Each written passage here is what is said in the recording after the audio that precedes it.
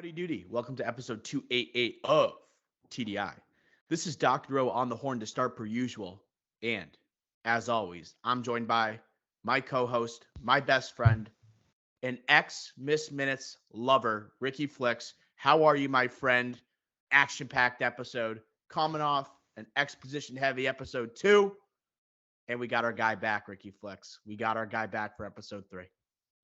Yeah, for everyone that was hating on episode 2, you know what? Where are they now? Where are they now?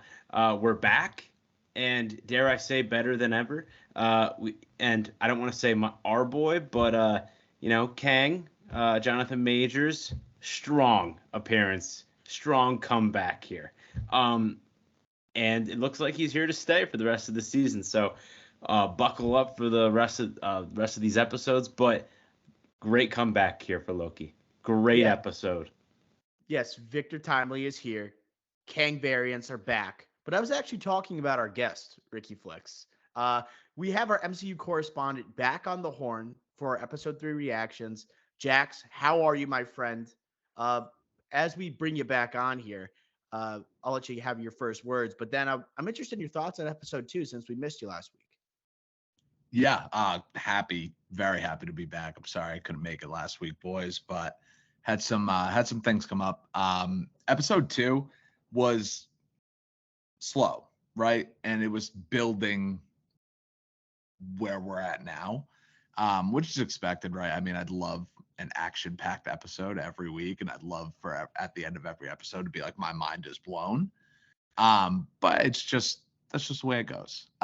It wasn't a bad episode in my opinion. I still enjoyed it, and I like everything Marvel, so that I'm kind of a little biased there. But I will let you know, Doc. Me and Ricky Flicks were texting. We're so back, so back on track, right? Oh, yeah. So episode 2 kind of was a table setter. We had a feeling that episode 3 was going to be massive. And Jax, we got to give credit where credit's due. Right? You and we did call it that Victor Timely was going to be showing up in episode 3. And we said episode 3 was going to be massive. And this was very action-packed, fast-paced, fast-moving, a lot of moving parts here. And I also got to say, Jax, we should have known if we had the episode titles ahead of time, it would have been a very obvious prediction that the episode titled 1893, everyone's traveling back to 1893, no? Exactly, right. Would have been nice to see. Yes, I know. But in all honesty, we did not know the names of the episodes. But before we jump into our initial reactions, let's just recap where we are. At the end of episode 2, Loki has reunited with Sylvie, at least for the middle part of that episode. Towards the end, then we have Loki, Mobius, and Sylvie thwarting General Dox's plan somewhat of destroying all branch timelines created by Sylvie after killing He Who Remains. Numerous branches are still destroyed, however, and billions are killed in a devastating end to episode 2. Okay, Ricky Flicks, let's start with you. Initial reactions going into this 1893 setting, even 1868 to start. What do you think of this episode? Yeah, right when you get on the Disney Plus homepage and you click on Loki, you see the 1893 episode title. You're seeing Mobius and Loki in the old school fits, the 19th century attire there. You immediately get excited. I immediately perked up a little bit. I was like, all right, this is it. This is what we saw in the Quantum Mania post-credit there.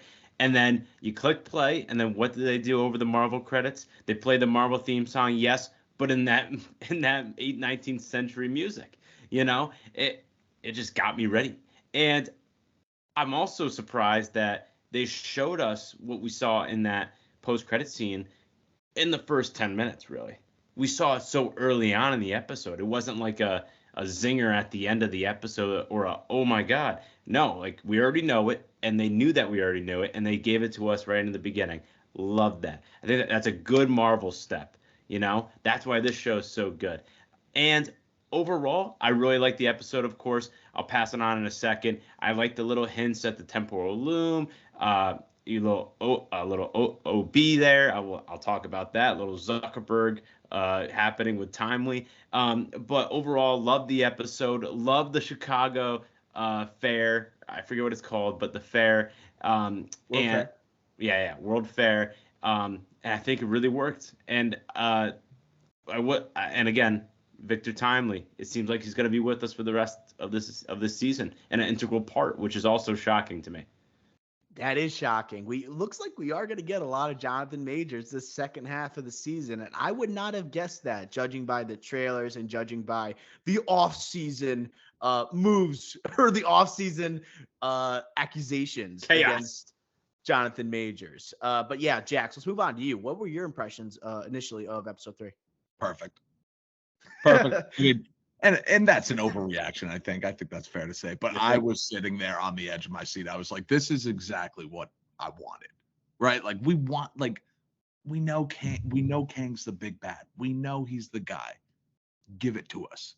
And I like right off the rip, like Flick said, 10 minutes in, we're there. I'm excited. I'm invested. Even that post-credit scene, that scene still, like, I was just like, let's ride. Like, this is phenomenal. But yeah, I think the episode and all, like both of you guys said, just kind of repeating the sentiment, it was action packed. There's a bunch of moving parts. There's a bunch of stuff going on. And I think we got some answers. But I think there's still a lot kind of left up to, like, where are we going? Like, what is going to happen here? But yeah, I truly did. I love this episode. I think it was awesome. Yeah, we'll get to that cliffhanger at the end because that's kind of like the juiciest part that I want to talk about. It's actually not Victor Timely, which I never thought I would have said like heading into this episode. But I agree also, Ricky Flex, you're talking about. I like it when we're away from the TVA. I said it last episode. We just embrace the setting, right? The set design is some of the best parts of this show. The music that went with it, it felt like Yosemite Sam was going to pop around the corner and start blasting off guns next to Miss Minutes. I love having all these characters back. Oh, also setting-wise, Jax, we got an H.H. Holmes shout out. You catch that? Yes. I was very excited. I literally, on my notes here, as I'm watching the episode, I said, boom. Yeah, you wrote down the timestamp and everything. And then after that, they bring up Edison. I'm like, Edison, are we going to get like Einstein and Oppenheimer type of cameo here? Let's get the same actor. Let's get it going. Yeah, I just like that type of stuff. I'm a history guy. So when you bring up Chicago World Fair, bring up those two guys, I'm like, you have to. Excellent. And they even have the nice little touch where they judge like the interpretation of Loki, no, not even Loki, Thor and Odin, and Loki's not a part of that big three that's like shown. Yeah, and so that's pretty telling at the time. Loki a little bit sour about it.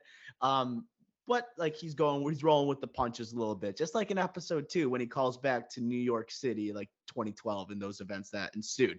But let's talk about some of these characters here, because one of my favorite parts of this episode is that we got back to seeing what made episode 1 so good with, okay, Jonathan Majors is here, Miss Minutes is here, and then we had the huge tease for Ravonna Renslayer and her elevated role in this season.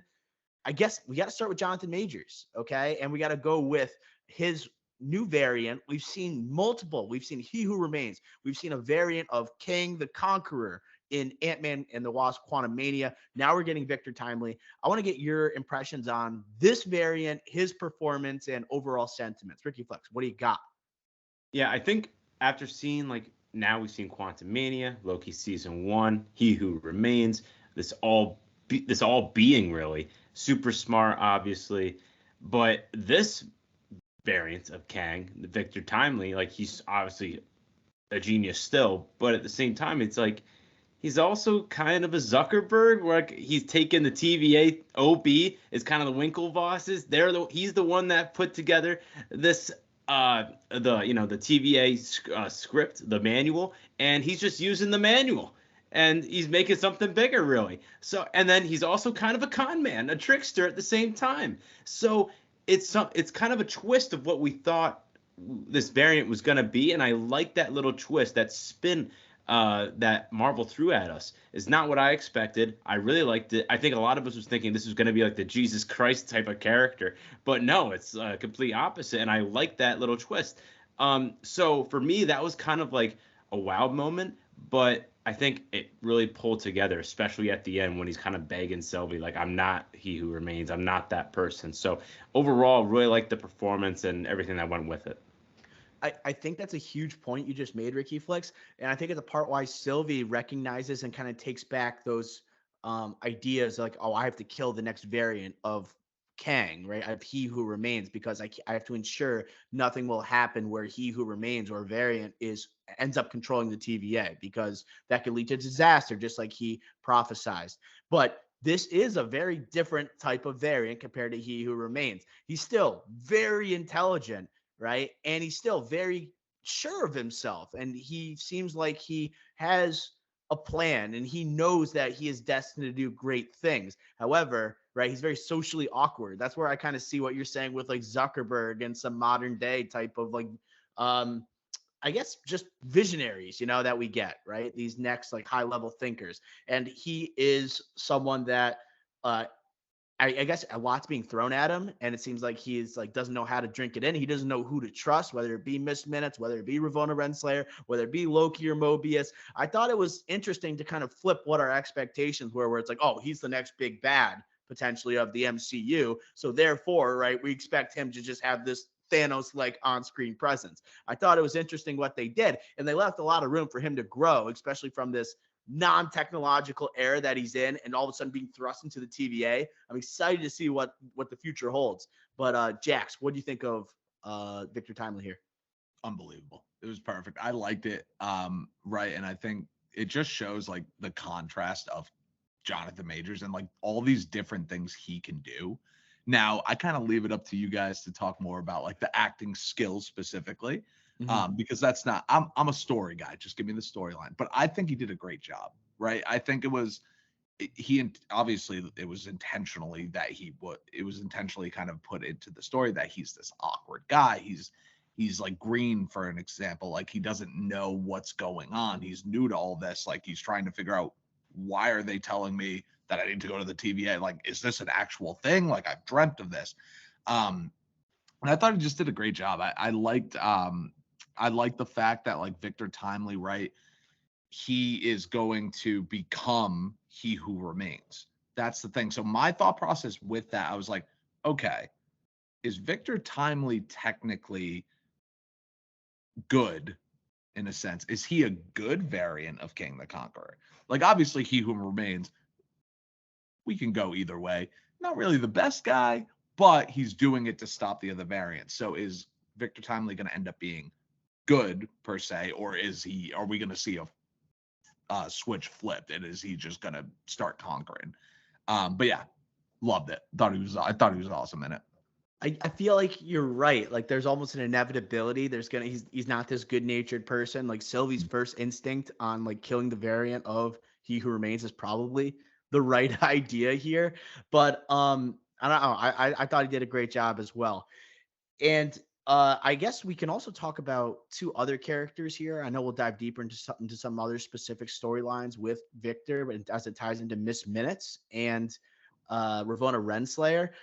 I want to talk about Miss Minutes because Miss Minutes is such a interesting part of the first season, but seeing her here, I thought this is a part of the episode I don't know if I liked or hated. It seemed like obviously she was like third wheeling a lot of the time between a Ravonna who obviously like had some type of relationship with a former variant of, or maybe He Who Remains himself, who maybe wiped her mind. Like there's a natural connection between those two. And then you have like them holding hands and Miss Minutes just like sitting by the wayside watching them out of pure jealousy. Then you get this interesting moment where Miss Minutes really just like pours her or its heart out to Victor Timely, saying like, you put me on the side, I've been in love with you, put me in a woman's body. I felt like I was watching Spike Jonze's Her for a little bit.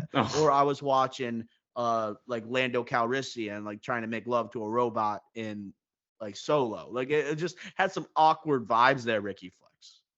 Creepy, awkward, just quirk. Yeah. And horny. Like Miss Minutes is horny.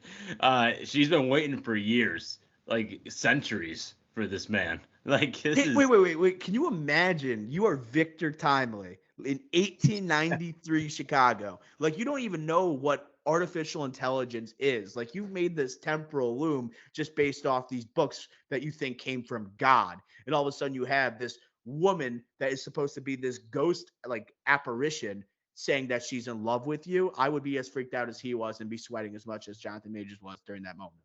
Dude, I hated how she kept saying I'm artificial intelligence, like saying like a computer. He doesn't know what these things are.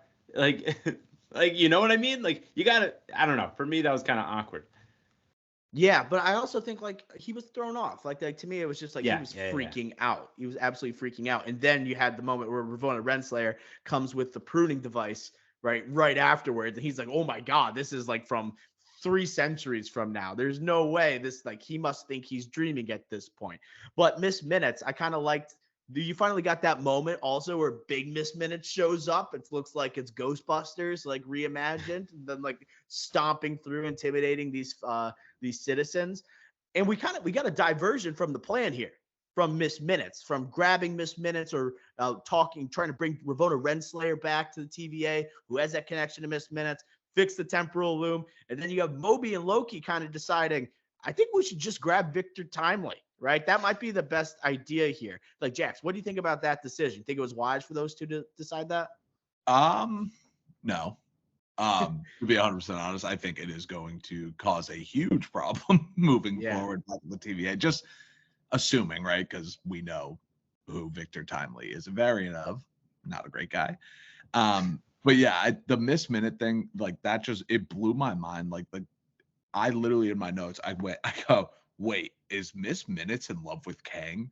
And then the next line is, oh Jesus, she is in love with Kang. Like I was like, what is going on, dude? Like absolutely, like just insane. But yeah, in terms of like the switch up of plans, I don't think they should have. But again, you see how Miss Minutes is so deeply in love with Victor Timely or just Kang in general. Like maybe it is the right play to kind of take the guy that doesn't really know what is going on to be like, hey, you will know what's going on at some point. Come help us. Like maybe they're trying to mold him to be a better person. It was it was weird to see like someone as calculated as Loki is typically, and him just deciding, no, we don't need Ravonna Renslayer here. Let's grab Victor Timely from 1893 Chicago as if he's going to have all the answers to fix the temporal loom. And we find out he's just going by the handbook that OB wrote, right? So like how much is he going to know more than OB? No. And rather, if you have Ravonna who has a connection to Miss Minutes, like Miss Minutes is like the smartest being probably that is around, like so like AI type of being. Yeah, I agree with both of you. You're both right. But the thing is, they don't know that he doesn't know yet. He doesn't know that he's using the manual. So they think, oh, he built it, he can come fix it. They're not thinking, oh, it's 1893 Kang variant. He doesn't know anything. He doesn't even know what artificial intelligence is. No, they're saying, oh, wait, this is a Kang variant. He knows it all. He's the one who remains variant, so he can come fix it. So I understand their rationale and their divergence from that plan. Without them knowing what we know, I think I probably would do the same thing. But at the same time, it's like also because it's easier to control him versus Miss Minutes. But at the same time, it's like you kind of diverge from the plan that quickly. That seems a little far fetched, but it's okay. This is such a juicy episode to have on a podcast because you could talk and dissect all these decisions that are made by these characters, right? Where you have Moby and Loki deciding to change the plan to bring back Victor Timely to the TVA. You have Victor Timely deciding whether he wants to be on Ravonna's side or Miss Minutes' side. And then going beyond that, you can look at the Sylvie character. Is Sylvie making the right decision by letting Victor Timely back into the TVA, or a variant of Kang back into the TVA?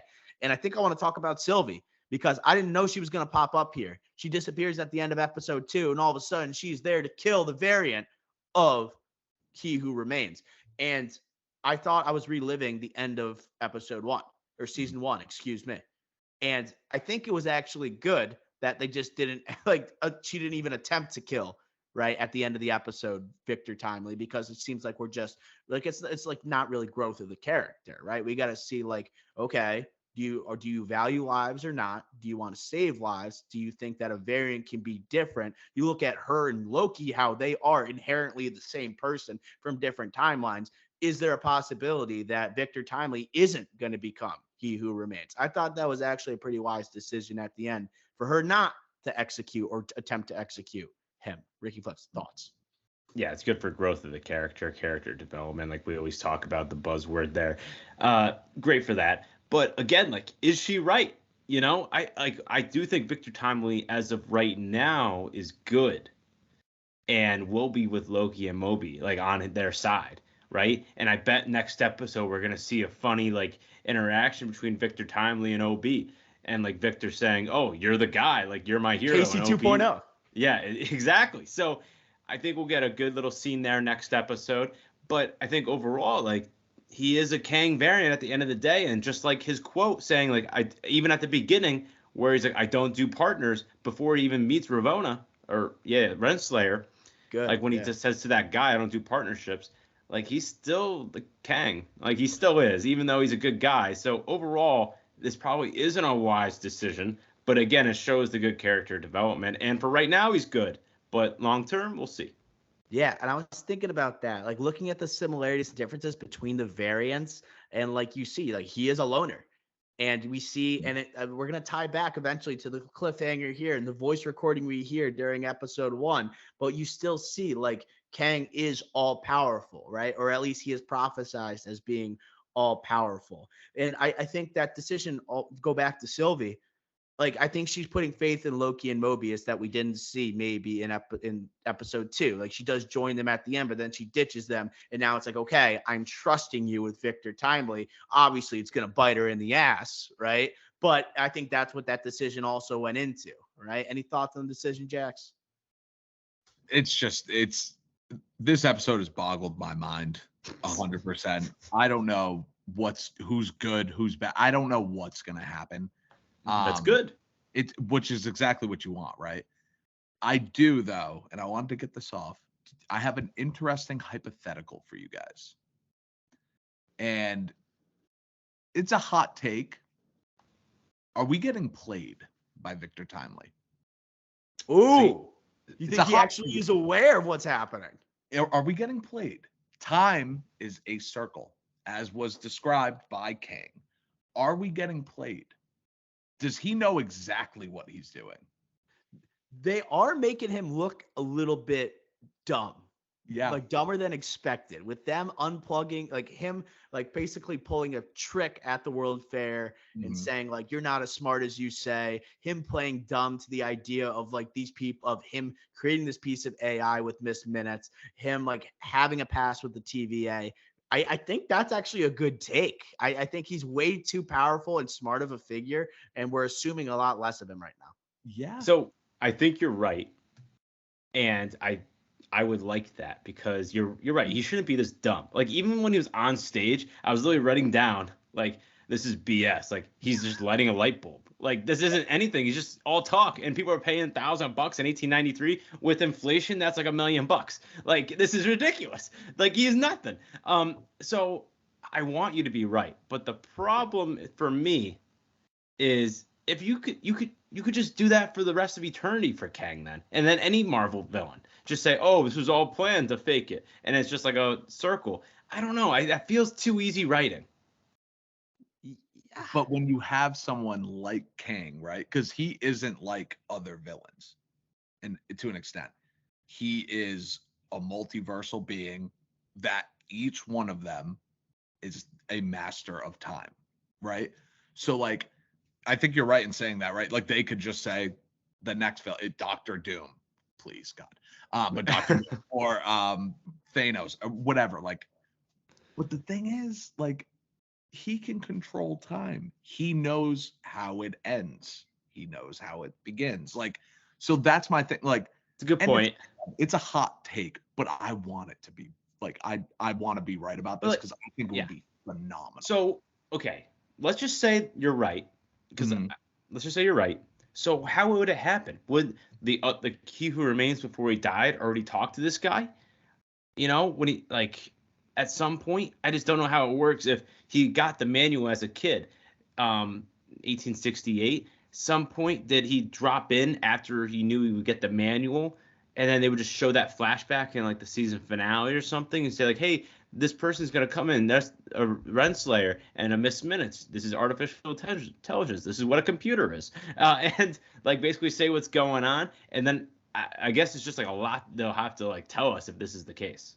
Am I wrong? It's a possibility, right? And I think like thinking of other variants too, like you have Ramatut, who is Kang from the future, who goes back to ancient Egypt. Mm-hmm. So like, who's to say that this person specifically, this Victor Timely, goes back to 1893? Yeah. Or like, who's to say? Like anything can happen. But Flicks, like I agree with you 100%. Like I think we're all kind of hoping for this to happen, but like logistically, how is it going to happen if it plays out that way? Like comic book wise, it would make sense if he did go back in time to 1893 and he's playing dumb here. I think that would make the performance that much better as well. But we can't underestimate He Who Remains is so smart that he concocted a plan if he died that he was going to leave this handbook in 1868. So when he is 25, he can be right at Chicago World Fair introducing the temporal loom, or not introducing it, but like build the temporal loom. Right. So like to me, that's like he's just a next level thinker. We just can't underestimate him. So I'm on board with Jax here. He had a freaking script of the dialogue of everything they were gonna say. Like he is next level. Yeah, 100%. It would be just perfect. There's another decision that was made here that I want to talk about. Victor Timely, him siding with Miss Minutes instead of Ravonna Renslayer. I thought this is important to recall because, or recap, this isn't the same variant that fell in love with Ravonna Renslayer. And I think the show is making that clear by him taking Miss Minutes' side, right? Obviously, there's some physical like contact and there's a connection between like Ravonna and Victor Timely here, but it is a different variant, you know? And I think they made that like abundantly clear. I do think it was weird though when Ravonna is thrown off the ship and then just has oars with her, knowing that Victor Timely is going to an island. Right, nearby island. I was just like, there's no shit that she's gonna find her way over there. Maybe you try and ditch her when you reach the island or something like that. Like I think that might have been a little bit better. It makes Victor Timely look a little dumb, right? It kind of goes with that idea we were just talking about by giving her the oars to be able to like just row herself to the island nearest by. That was bad. That was like the one part of this episode where it's just like, oh no, you're telling me that Ravonna, they're going from Chicago to Wisconsin, and you're telling me when she gets kicked off into a rowboat that she can catch up to a steamboat all the way into Wisconsin and enough energy where within 10 minutes of Victor Timely getting into his lab, she's there. That's come bad. On. Yeah. It's bad. It's really bad. And let alone like Renslayer. Yeah, she's smart and I'm not going to knock her, but she's not exactly like the Winklevosses in rowing. Like, you know what I'm saying? Like, no way. There's too many social network connections this episode. there's no way. So, yeah, that was the only part of the episode that was like, I guess we'll let it slide because we got to write a show here, but suspect. I honestly, I don't think it's surprising that he took the side of Miss Minutes, because, right, he was talking to Ravonna, and she said partnership, and obviously like he inched closer with his hand and he was like holding her hand to an extent. She said partnership and he pulled away. Now, I think, right, like in this, calling back to like Multiverse of Madness for example, like Doctor Strange is like, I love you in every universe. Like, is this one of those things? Ooh, good Does quote. he love, no matter what, is he going to love Renslayer? And when she doesn't kind of accept that and like do it out of love and says like, oh, partnership because she's hungry for power or whatever, is he like, whoa, okay, let's backtrack for a second here. So I don't think it's super surprising there. But yeah, Miss Minutes is a psychopath basically, but that's Jax, I just want to say, Jax, this is why you get paid the big bucks for that quote. right That's there it. for Multiverse of Madness. I forget everything that happened in Multiverse of Madness. For you to pull out "I love you" in every universe, oh my gosh, right? You're That's like a Marvel Walt correspondent. Whitman over here, just like pulling romantic quotes out of his ass. We That was do our homework over here, baby. That's Oh it. man, and I think there is some truth to that, and that's how we take context of the entire universe and put it into this show. Well done, Ricky Flex. You were gonna say something. No, I love that. And I think the ending to this episode is interesting with that dynamic because it looks like we're going to get a little team up here. And I hate to bring another analogy, but the first thing I thought of was John Tucker must die. Like these two, The girls are teaming up. The they're extras are teaming up to up. get back at the Rex. Or the Dude, person they love. seeing this minutes, like was standing next to Victor Timely as they see Ravonna in the boat. I thought of Mean Girls. I was just like, oh, this is Aaron Samuels going with Katie Heron instead of Regina George, right? Dude, like, and like the big secret that like she'll get angry about. Oh, how about that you were in love with this guy and he wiped your memory clean? Just Yeah. like that's gonna be something, and you'll get some fiery rage coming. So I'm telling you, the vibes are there. The team up is here. John Tucker must die. Victor Timely must die. Yes, Ricky. I guess we just talk about it now. That ends that basically it almost felt like a post-credit sequence, even though it wasn't. That final moment where Sylvie transports Ravonna Renslayer to the end of time, and you see the corpse of He Who Remains that is still there. And it looks like this is gonna all tie back to that initial recording where He Who Remains calls Ravonna Renslayer a marvel, and they did take over the TVA together. They ruled, right? Somewhat alongside each other. And are we going to get an interesting dynamic here where there's a sense of betrayal? And Renslayer, right, lives up to the badass name and tries to take down Victor Timely. I think something's cooking here, Jax. Oh, 100. I think 100%, right? Like, and she has that dynamic, and she wants power. Like, and it was mentioned, I forget exactly who said it in the episode, but they were like, you're power hungry. Like you obsess over this. And I think, right, in taking again, if Victor Timely is truly just kind of, for lack of a better term, dumb, and not really sure what he's doing, I think it would be really easy for Renslayer to kind of manipulate him and be like, let's do it this way. And basically, I'm calling the shots. Like she said, I'm calling the shots now, not you. So yeah, I think we could definitely see a little power struggle coming up soon. Yeah, and in episode 1, back when Loki's hearing the tapes saying like, oh, like basically saying Renslayer, like, I would be happy to lead with you. Like, you've made a difference in this war, probably referring to the multiversal war. I think like Miss Minutes is gonna be like, I'm gonna tell you about this, give you all the tools, and basically Renslayer's gonna be like, oh wait, I could just do this now because I know how to do it. Yeah. And like, and she's gonna be revenge power hungry, like Sylvie says at the end of this episode. So that's why I think Victor Timely, he's gonna be a good guy here for this season. Ravonna's gonna be the bad woman here, and it's gonna kind of flip here. And maybe by next season or a movie or so, Timely then becomes the true Kang of a bad guy. Again, now we're knee deep, but we are cooking, boys. We are cooking right now. You gotta have a hot take. I saw the Robin. No, do you have a take? I'm just saying we're cooking. I'm like, I agree with Ricky Flicks 100%. What would be so unexpected for Loki audiences is that a variant of Kang is not the main villain of this season, but rather Ravonna Renslayer alongside Miss Minutes and their devious intentions. I love this. The freaking gif of like the guy with the glasses, the cloud exploding. Boom. Absolutely, Ricky. I can totally see this. And this is especially after you're going to get a revenge type of story. Ravonna has shown undying loyalty towards He Who Remains. And then she finally like carries out his plan for this variant to take over the TVA. And then he, at first day that he meets her, betrays her. Oh my God, she's going to be pissed off. And she has this arsenal, basically an army on her own with Miss Minutes alongside her. The John Tucker Must Die gang. Oh my God, we are cooking right now. Victor Timely, actually an ally here. I'm buying it. I'm drinking the Kool-Aid, Ricky Flicks. Yeah, and you got like Miss Minutes with you. That's huge. Like not only to tell her how to do everything, but to actually execute.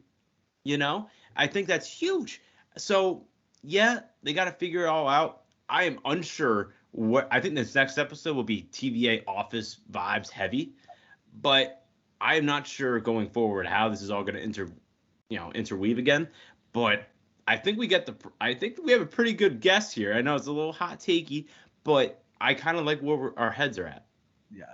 I did want to bring up too, when he went back to his lab and he lifted that orb kind of circle at the top ahead, whatever. What is that? Do we know what that is? Do you guys have an idea of what that is? Because I do. I have like several theories. Might as well just say it. So one, because right when it opened, did it kind of look like his chair from Quantumania? Ooh, we're gonna get a tie in here. Did it kind of look like the chair? It did. You're right. It did. And it kind of looked like those rings. Yes, that's what I was thinking. The rings. Right? The rings, right? The rings around his shield or whatever in Quantumania inside that big fortress that he had. He said it was like the key to everything, and that's why they went back to Wisconsin for it. Exactly. Right. So like, could that also be a tie-in? We've heard a bunch of stuff with the 10 rings, with Miss Marvel, right? Angle, like with all this stuff, is this where we're gonna start to see some like clarity on like, okay, this is why all of this is happening. This is why everything seems connected. I don't know. I'm hyped up. That like when I saw that, I was just like, okay, write it down. We got to talk about it because I want to hear all the ideas. Larger universe tie-in. Once again, why we pay Jax the big bucks to come on TDI. I still am unsure of what these rings mean. Yeah. I do know they're gonna play a part into like going into these future team up movies and the buildup of Kang itself. Maybe the concept of time travel. Your guess is as good as mine. I don't know if you have something here, Ricky Flex. My mind's kind of blank for this type of stuff. Yeah. So like, Jax, help me out here. So I haven't seen Quantumania since the theater. So January, February. Nonsense. So yeah, I got you. Okay. So at the end, sure. Spoiler alert for Quantumania, but at the end when Scott and the gang are going through that little time thing, you know, like at the end where they're going back to present day. Right. Yep. Right.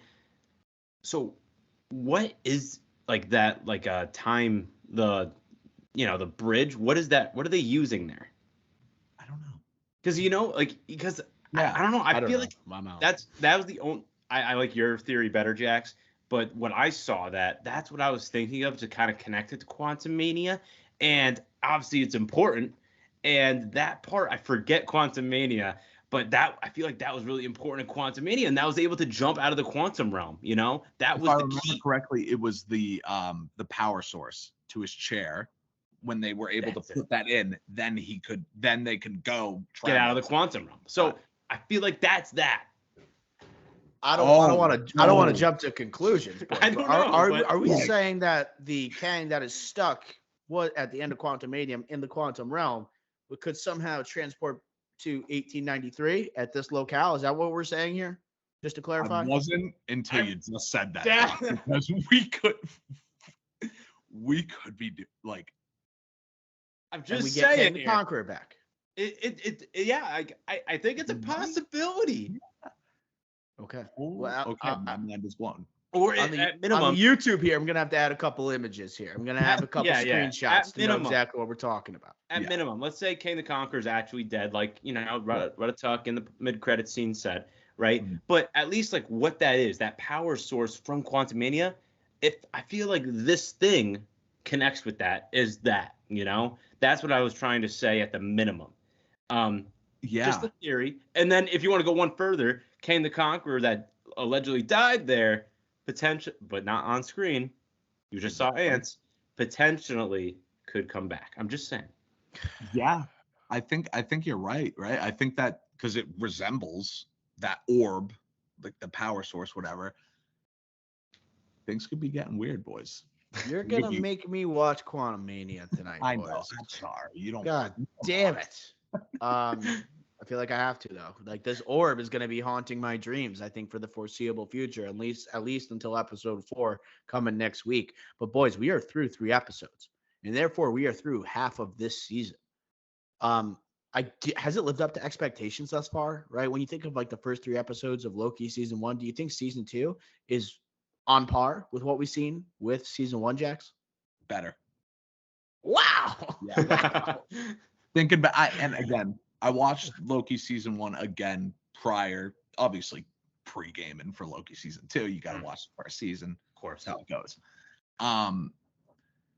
I think it's better. I think it's more because right in the beginning of Loki season 1, it was really slow because we had to build out the TVA. We had to learn about all of these different things. We had to learn more about Mobius, learn more about a Loki variant that we don't know who it is, obviously being Sylvie. Personally, I like this season better so far. And again, that could be recency bias, whatever. But I think the way that we're going in this season, it's going to be 10 times better than Loki season 1. And I think everyone's going to be very, very pleasantly surprised. Certainly helps that we don't have to explain all the machinations of the TVA, and we are just comfortable with how it operates, and we're not stuck in like any of the mumbo jumbo, even though we do get that in the first 2 episodes. That's why this episode I liked a lot, because it's just like we're hitting the ground running, right? Like let's like that's also why I like going away from the TVA. I love OB, but like half the things he says, I'm like, okay, just get to the point, buddy. Dude, Ricky that's Clutch, the go. one weakness here. Even though I love OB and I love when every time Kiwi Kwan talks, the temporal loom, I have no idea what's going on. I don't know All the difference is that between they need the to find loom somebody. and the aura. Like there's differences, whatever. I have tough time. Tough. It's all something to do with something. And that's what we can trust up. But I'll just add on to the Loki season 1 versus season 2 debate here. I still, again, I'm going to go with season 1 just because we're not through with this yet. And I think the reason why season 1 was so great is because the back half, once we kind of, put our feet firmly in the ground, the back half of that season was phenomenal. And the multiverse storyline that connects to the greater Marvel landscape was so big at the time. Remember that? Like that was such a hype train. And then the King the Conqueror rumors, and then the final the finale of Jonathan Majors being in it. That was such a thrill ride. So this looks like first 3 episodes versus Loki for season 1 first 3 episodes. This is far better. You have the stakes, you have the performances, you have everything that season 1 had. You just need now to complete it, the full circle. Go back to that full circle at the end of this season to make it better than season 1, like season 1 did. Now, let me ask you, hypothetical here. Again, we're getting crazy. This Secret is Wars, right? A big part of Secret Wars is Battle World, where essentially we're getting incursions everywhere, and there is now one Battle World, one universe per se. Now, obviously, we know there's an issue with the temporal loom, and universes are being pruned, essentially. How would you feel? So let's say at the end of season 2, we then move into basically, which I've heard is a rumor. Rumor mill. Here we go. We're in Battle World. The temporal loom, everything goes to hell, essentially. And now all of these are pruned. And obviously, we're having stuff. People are jumping from multiverse to multiverse, whatever. There's going to be incursions. We're in Battle World, and then moving forward for the rest of phase 4, 5, 6, whatever. Not 4. My apologies. 5, 6, and 7. We are just in Battle World because that's the rumor I heard. And if that happens, I'll be back. It's over forever. I don't, dude. You're talking real big picture, and you're jumping to Secret Wars. We got years before we got 4 years. Wars is happening. We have to have Kang Dynasty that's years away from happening. But I don't hate the idea. Like the premise is set for Battle World. Like maybe like the seed is set. Maybe there's like the Beyonder is like makes like an appearance. and you're talking about ways that you want to live up to that back half of Loki season 1, maybe you get a little taste of, right, almost like that Avengers post-credit, Thanos showing up, knowing what's on like the horizon in the future. Maybe we do that with like a Beyonder Battle World type of tease. I don't hate that. I like that. I like the Beyonder shout for sure. All right, Jax, I haven't gotten your thoughts on this side tangent here. I hate it. You didn't like what if? Oh, what if I loved? I thought you were about to say something. I thought we were going rumor mill again. What do you hate? What do you think I was gonna say? So there's a rumor out there that the Beyonder is going to be a variant of Kang. Oh, yeah. Which no. I thought you were going to Jeffrey Wright. I'm very upset about that. Well, that's the Watcher, Ricky. It's different. Sorry, Watcher. Sorry. Yeah, similar to an It's extent. very similar. Yeah. But the Watcher is a good-natured guy. Love the Watcher. Yeah, the Watcher's big time. Love What If though. Yeah, don't get. The end of What If was sick. Yeah. Yes. People just hated on that show because it's fun to hate on it. That was pretty good. It was a great show. Are you kidding me? I'm looking forward to season 2. I haven't finished Kill it. me. Prune me. Maybe I do have to watch some of those episodes. I jumped around with the ones I thought were most interesting, but Yeah. there was some good ones in there. Yeah, there were That's- some misses, but the pretty ending was experimental show. Pretty experimental for the MCU. The That's ending. is right. Like you can skip. Like I wouldn't go back and watch the whole season 1 through again. I'd watch the Doctor Strange episode. I'd watch the episodes I'd want to see. Yeah, that's yeah. kind of like how I approach it just from the get-go. I'm like just by Yeah. titles and like different storylines I thought were interesting, and man, I'll give it another rewatch. Just like I have to watch Quantum Mania to try and kind of either confirm, You got to like figure out the refute plan, man. or confirm some of these theories from you, Jax. Right? You're really bringing it this episode. We appreciate it. Any other final thoughts here, Ricky Flex, before we sign? Really quickly, just on What If. I loved Ultron at the end because, like, in Avengers Assemble, the animated show, like everyone talks about Thanos, but that has King the Conqueror and Ultron, like, at different points, and Thanos, like, after or before Ultron, like, very cool stuff. Ultron was I think Dr. O and I are on the same page. Like, we love James Spader. Ultron now, I think it's gone to the point where he's underrated versus like the point where that movie wasn't the best, but now looking back on it, it's like, oh, maybe it's better than we thought it was. Ultron is such a sick character, and I feel like in What If we can get the full Ultron we always wanted to see, like in Avengers Assemble. Exactly. Yeah. Ultron's just he was criminally underutilized. Yes. For like what Ultron is and can be. Like it was just like, this is it. This is like all he we- could be a Thanos big bad, but we only got him for like a quick Avengers movie just to say, oh, here's Wanda Maximoff. Exactly.